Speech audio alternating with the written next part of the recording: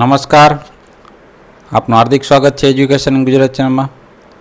આજે આપણે ધોરણ 9માં હિન્દી વિષયનું 5મો પાઠ स्वराज की नींव ये गद्य पाठ है जिसके लेखक है विष्णु प्रभाकर. अगर आप नए व्यूअर हैं तो चैनल सब्सक्राइब कर लीजिए जिससे सीख सके. सबसे पहले विभाग एक गद्य आधारित है. प्रश्न पहला, सही विकल्प चुनकर रिक्त स्थानों की पूर्ति कीजिए. पहला, स्वराज मिल सकता है केवल सेवा, तपस्या और बलिदान से. दूसरा, महासागर की डरावनी लहरें थपेड़े मारने लग गई है. तीसरा, कौन कहता है कि हम विलासिता में डूब गए हैं.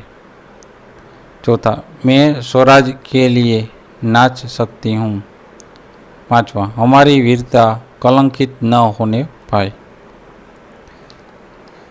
दूसरा प्रश्न है, सही वाक्यांश चुनकर निम्नलिखित विधान पूर्ण कीजिए. पहला, जूही के अनुसार रानी को निराश नहीं होना चाहिए क्योंकि वे गीता पढ़ती है. दूसरा, जूही बातों बातों में सेनापति तात्या का पक्ष लेती है क्योंकि तात्या के प्रति उसके मन में प्रेम था. तीसरा, पेशवा की हार से लक्ष्मीबाई को खुशी हुई क्योंकि पेशवा की आंखें खुलने के लिए यह जरूरी था. चौथा, रानी का मन कहता था कि वह उनके जीवन का अंतिम युद्ध था. तीसरा क्वेश्चन, निम्नलिखित प्रश्नों के उत्तर एक एक वाक्य में लिखिए. पहला, रानी लक्ष्मीबाई की चिंता का कारण क्या कारण था.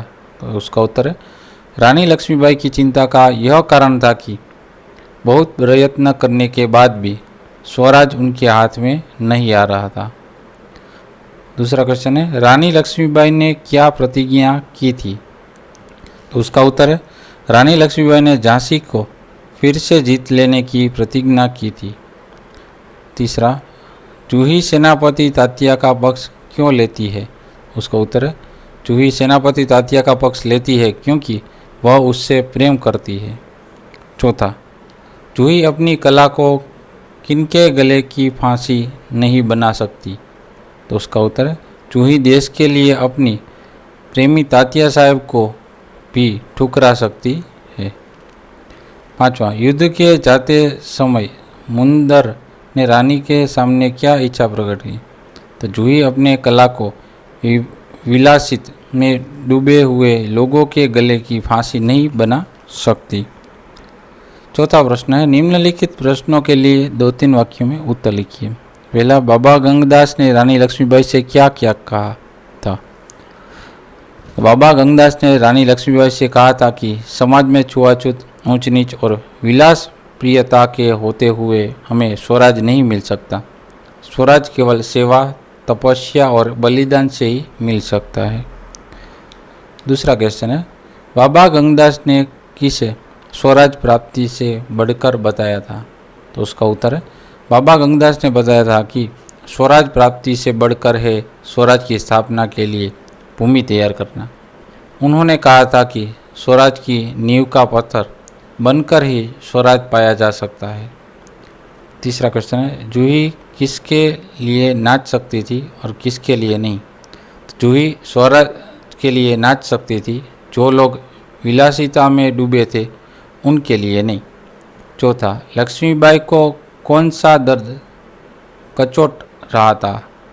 लक्ष्मीबाई को सहयोगी विलासिता में डूबे हुए थे लेकिन लक्ष्मीबाई उन्हें ठुकरा नहीं सकती थी, उन्हें यह दर्द कचोट रहा था. पांचवा क्वेश्चन है, पेशवा की हार का समाचार पाकर रानी ने क्या कहा. तो उसका उत्तर है, पेशवा की हार का समाचार पाकर रानी ने कहा, यह अच्छा हुआ, अब पेशवा की आंखें खुलेगी. छठा क्वेश्चन है, तात्या रानी लक्ष्मीबाई के सामने लज्जित क्यों हो उठे. तो उसका उत्तर है, रानी लक्ष्मीबाई ने तात्या को सरदार कहकर संबोधित किया. रानी के मुंह से अपने लिए यह संबोधन सुनकर तात्या लज्जित हो उठे. पांचवा क्वेश्चन है, निम्नलिखित प्रश्नों के उत्तर 5-6 वाक्यों में लिखिए. पहला, मार्ग में हिमालय उड़ने, डरावनी लहरों के थपेड़े मारने, नाविकों के सो जाने का क्या अभिप्राय है. तो उसका उत्तर है रानी लक्ष्मीबाई को अपनी प्यारी झांसी शत्रुओं के हाथ में चले जाने का दुख है। स्वराज की मंजिल हर बार पास आकर दूर चली जाती है। रानी स्वराज के पास आते हुए देखती है, पर तभी हिमालय जैसी बाधाएं उनके मार्ग में आ जाती है। जब वे इन बाधाओं को पार करती है तो मुसीबत के महासागर सामने उमड़ आते हैं। जब वे उन्हें पार करने चाहती है तो देखती है कि नाविक सो रहे हैं। यह नाविक है विलास में डूबे हुए उनके साथी सेनापति तात्या, राव साहब, वांद्रा के नवाब आदि। दूसरा क्वेश्चन है रानी लक्ष्मीबाई देशभक्ति की एक अद्भुत मिसाल थी, समझाइए। तो रानी लक्ष्मीबाई हमारे इतिहास का एक अत्यंत तेजस्वी चरित्र है। स्वराज की ही उनका अंतिम लक्ष्य है। इसके लिए वे बड़े से बड़ा बलिदान दे सकती है। स्वराज की नींव बनने में ही वे जीवन की सार्थकता मानती है। उन्हें राग रंग से सख्त नफरत है। उनके यह चिंता है कि स्वराज के लिए लड़ रहे उनके सैनिक की वीरता कलंकित न होने पाए। सचमुच रानी लक्ष्मीबाई देशभक्ति की एक अद्भुत मिसाल थी। तीसरा क्वेश्चन है स्वराज की नींव शीर्षक कहाँ तक सार्थक है? प्रस्तुत एकांकी के लिए कोई अन्य शीर्षक दीजिए। सन 1857 का सैनिक विद्रोह भारत का प्रथम स्वातंत्र्य संग्राम माना जाता है। उसमें झांसी की रानी लक्ष्मीबाई, जूही मुंदर, तात्या तोपे, रामचंद्र तथा रघुनाथ राव आदि ने अपनी देशभक्ति का परिचय दिया था। यह सब अपना बलिदान देकर स्वराज की नींव पत्थर बन गए। बाद में इस एकांकी के पात्रों के न्याय, तपस्या और बलिदान की नींव पर ही भारत की आज़ादी की इमारत खड़ी हुई। इसलिए इस एकांकी का शीर्षक स्वराज की नींव बिल्कुल सार्थक है। उसके अन्य शीर्षक ये हो सकते हैं कि स्वराज की आधारशिला और आज़ादी के वे परवाने, ये शीर्षक हो सकता है। चौथा प्रश्न है रानी लक्ष्मीबाई निराश क्यों हो गई? तो रानी लक्ष्मीबाई के स्वराज पाने के प्रयत्न विफल हो रहे थे। झांसी उनके हाथ से निकल गई थी। उसके पास शक्ति थी, फिर भी वे दुर्बल थी। तात्या जैसे कुशल सेनापति के होते हुए भी सेना में अनुशासन नहीं था। रानी के सहयोगी विलासिता में डूबे हुए थे। वे युद्ध में साहस और शौर्य दिखाने के बदले ब्रह्म भोग के आयोजन में पड़े थे। ग्वालियर जैसा किला हाथ में होकर भी वे कुछ नहीं कर पा रही थी। शत्रु को अपना शिकार बनाने के बदले वे अविश्वासियों के शिकार बन रही थी। अपने पक्ष की ऐसी स्थिति देखकर रानी लक्ष्मीबाई निराश हो गई थी। विभाग दूसरा है व्याकरण आधारित। प्रश्न पहला है निम्नलिखित मुहावरे के अर्थ देकर वाक्य में प्रयोग कीजिए। पहला अड़ जाना, रुकावट बनना अथवा तो किसी बात को मनवाने की जिद करना। वाक्य मैंने बहुत समझाया पर लड़का अपनी जिद पर अड़ गया। दूसरा थपेड़े मारना, तो उसका अर्थ होता है लहरों का किनारे से टकराना, समस्याओं का तेजी से उभराना। वाक्य तेज रुआब के कारण सागर की लहरें किनारे पर थपेड़े मार रही थी। तीसरा हाथ से निकल जाना, उसका अर्थ होता है अपने बस में न रहना। वाक्य मेरी लापरवाही से एक अच्छा मौका हाथ से निकल गया। चौथा भूमि तैयार करना, आधार बनना, उसका दूसरा अर्थ है भूमि का तैयार करना। वाक्य दोनों पक्षों ने मिलकर सुलह की भूमि तैयार की। पांचवा है नींद हराम करना, तो गहरी चिंता में डालना।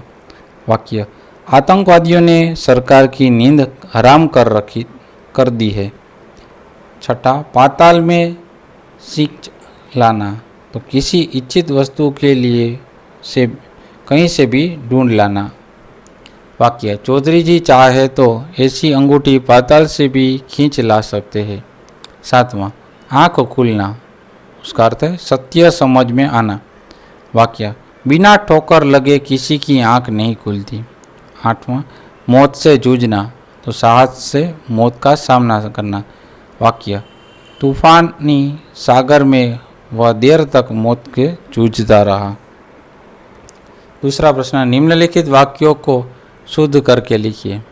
पहला, वह बुद्धिमान स्त्री है, तो वह बुद्धिमती स्त्री है।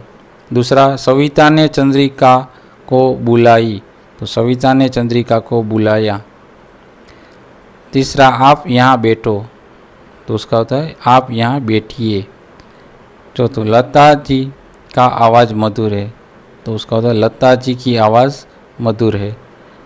5वां, आज मौसम अच्छी है, तो आज मौसम अच्छा है। मैं बस की टिकट ली, मैंने बस की टिकट लिया। तीसरा, निम्नलिखित शब्दों के विरुद्धार्थी शब्द लिखिए। स्वतंत्र का परतंत्र, सेवक का स्वामी, दुर्बल का सबल, नाराज का राजी, गहरा का उतला, कलंकित का निष्कलंक, तीव्र का मंद, अंतिम का प्रथम। चौथा है, निम्नलिखित शब्दों के पर्यायवाची शब्द लिखिए। प्रतिज्ञा का प्रण, नाविक का मल्हारू, सहसा का अचानक, प्रलय का सर्वनाश, देव का भाग्य, दुत्कार का तिरस्कार, लज्जा का शर्म, नुपुर का पायल, अवरोध का रुकावट, नेत्र का नयन। 5वां क्वेश्चन है, निम्नलिखित शब्द समूह के लिए एक शब्द लिखिए। पहला, धरती और आकाश में मिलने का स्थान, तो उसे कहते हैं क्षितिज। दूसरा, निराशा या क्रोध में मुंह से निकलने वाली श्वास, तो इसे कहते हैं निश्वास। तीसरा, दही से बनने वाला एक व्यंजन, श्रीखंड। चौथा है, ब्राह्मणों को खिलाया जाने वाला भोज, तो ब्रह्म भोज। 5वां, स्वामी के प्रति श्रद्धा रखने वाला, तो वह स्वामी भक्त। छठा क्वेश्चन है, निम्नलिखित शब्दों के उपसर्ग पहचान कर लिखिए। पहला, दुर्बल, तो दु वता बल। अनुशासन, अनु प्लस शासन। प्रलय, प्र प्लस लय। उपलक्ष्य, तो उप प्लस लक्ष्य। सार्थक, तो स वर्ता अर्थक। विद्रोह, वि प्लस द्रोह। निराश, नि प्लस आस। अविश्वास, तो अ प्लस विश्वास। 7वां है, निम्नलिखित शब्दों के प्रत्यय पहचान कर लिखिए। कलंकित, तो कलंक प्लस इत। प्राप्ति, तो प्राप्त प्लस ई। क्षितिज, क्षिति प्लस च। नाविक, नाव प्लस इक। रुकावट, तो रुक प्लस वट। सच्चाई, सच्चा प्लस ई। तूफानी, तो तूफान प्लस ई। सार्थकता, तो सार्थक प्लस ता। वीरता, तो वीर प्लस ता। अंतिम, तो अंत प्लस इम। 8वां क्वेश्चन है, निम्नलिखित प्रत्येक वाक्य में से भाववाचक संज्ञा पहचान कर लिखिए। पहला वाक्य है, कौन कहता है कि हम विलासिता में डूब गए हैं, तो विलासिता हुआ भाववाचक संज्ञा। दूसरा, काश हम उनकी मदहोशी दूर कर सकते तो बात ही क्या थी, तो मदहोशी हुआ भाववाचक संज्ञा। तीसरा, लेकिन आज हमें देशभक्तों की आवश्यक है, तो आवश्यकता हुआ भाववाचक। चौथा, ब्राह्मणों के आशीर्वाद का स्वर और भी तेज हो जाएगा, तो आशीर्वाद हुआ भाववाचक। 5वां, कलंकित होने पर चोर का सिर लज्जा से झुक गया, तो लज्जा हुआ भाववाचक। 9वां है, निम्नलिखित प्रत्येक वाक्यों में से विशेषण पहचान कर लिखिए। पहला, महासागर में डरावनी लहरें थपेड़े मारने लगी, तो डरावनी हुआ विशेषण। दूसरा, हमारे पास शक्ति है फिर भी हम दुर्बल है, तो दुर्बल हुआ विशेषण। तीसरा, दोस्त की ठोकर अविश्वास की खाई को भी चौड़ा कर देती है, तो चौड़ा हुआ विशेषण। चौथा, मेरा मन कहता है कि यह मेरे जीवन का अंतिम युद्ध है, तो अंतिम हुआ विशेषण। 5वां, आपको हमें लज्जित करने का पूरा अधिकार है, तो लज्जित हुआ विशेषण। 10वां क्वेश्चन, निम्नलिखित शब्दों के संधि विग्रह करके लिखिए। स्वतंत्र का होता है स्व प्लस तंत्र। वातावरण का होता है वात प्लस आवरण। हिमालय का होता है हिम प्लस आलय। आशीर्वाद का होता है आशी प्लस वाद। तो आज આપણે ધોરણ 9માં હિન્દી વિષયનું ચેપ્ટર 5માંનું સોલ્યુશન જોતા રહો એજ્યુકેશન ગુજરાત ચેનલ, શીખતા રહો. થેન્ક યુ, આભાર.